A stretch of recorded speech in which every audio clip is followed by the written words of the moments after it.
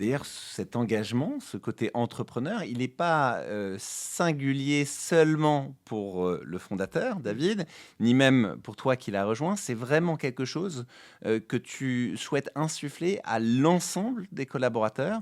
Ça veut dire quoi être entrepreneur en même temps qu'être salarié?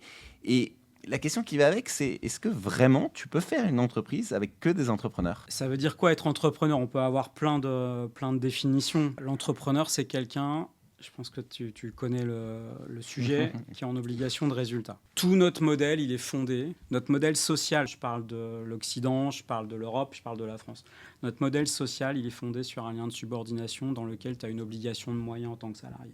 Tu mets tes moyens de production au service d'un collectif imposé que tu acceptes. Et l'entrepreneur, celui qui a la tête, lui, il a certes une obligation de moyens qui est très renforcée, mais son sujet, c'est une obligation de résultat. C'est-à-dire, quoi qu'il arrive, il doit délivrer le résultat vis-à-vis de ses clients, vis-à-vis de ses salariés, vis-à-vis de ses banquiers. Dans les trois cas, tu peux pas dire, c'est ballot, ça marche pas. Tu n'as pas le choix, sinon c'est fermé. Et ça, cette solitude de l'entrepreneur, c'est aussi ce qui fait son succès. Et quand on arrive à le diffuser dans l'entreprise, quand chacun peut avoir cette logique d'entrepreneur, ça veut dire avoir la capacité de ne pas être uniquement dans une situation de salariat, mais aussi être dans une situation d'actionnaire, de posséder une petite partie, même une toute petite partie de son outil de travail, se comporter aussi avec une autre casquette, ça change les choses.